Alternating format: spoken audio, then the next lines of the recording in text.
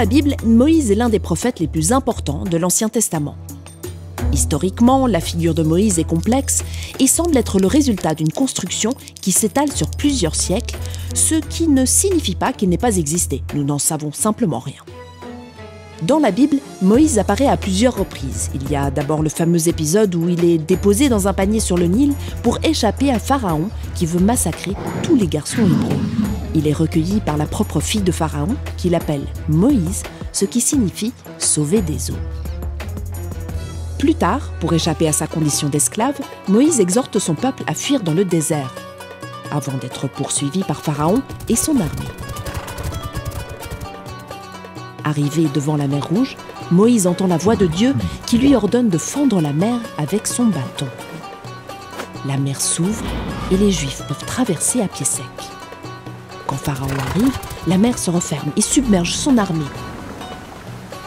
Le peuple juif erre alors dans le désert durant 40 ans, jusqu'à ce qu'ils reçoivent les 10 commandements. Dieu renouvelle alors son alliance avec les hommes et le peuple juif peut enfin rejoindre la terre promise. Voilà pour l'histoire, mais qu'en disent les 6 âges du monde ? Dans le manuscrit des 6 âges du monde, l'auteur suppose que c'est le pharaon Aménophis, donc sans doute Aménophis III, qui vit environ entre 1400 et 1350 avant Jésus-Christ. Donc, Aménophis qui ordonne de tuer des enfants hébreux. Et cet épisode annonce le massacre bien plus tard, le massacre des innocents par Hérode, peu après la naissance du Christ. Quelques lignes plus loin, on retrouve Moïse, 40 ans plus tard, au passage de la mer Rouge. Et enfin, 40 ans de nouveau après, l'auteur du manuscrit des 6 âges du monde revient sur Moïse pour parler de sa descendance et de la création des 12 tribus d'Israël.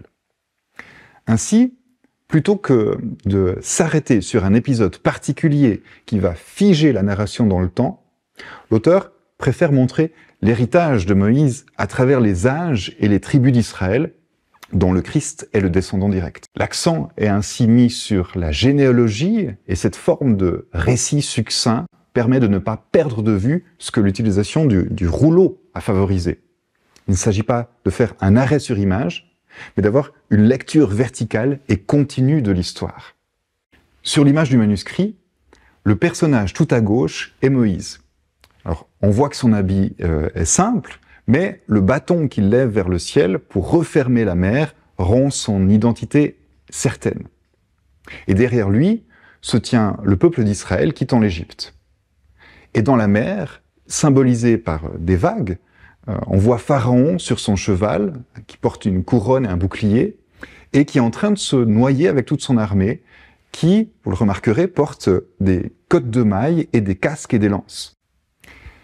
Le lecteur d'aujourd'hui s'amusera peut-être de cet anachronisme, puisque l'armée égyptienne et Pharaon portent de toute évidence des vêtements du Moyen-Âge. Relevons toutefois qu'il s'agit peut-être ici d'un effet volontaire, puisque l'illustrateur du manuscrit a sans doute voulu réaffirmer que la morale de ce récit n'appartient pas à l'histoire ancienne, mais reste important à son époque qu'il pense s'approcher dangereusement de la fin du monde.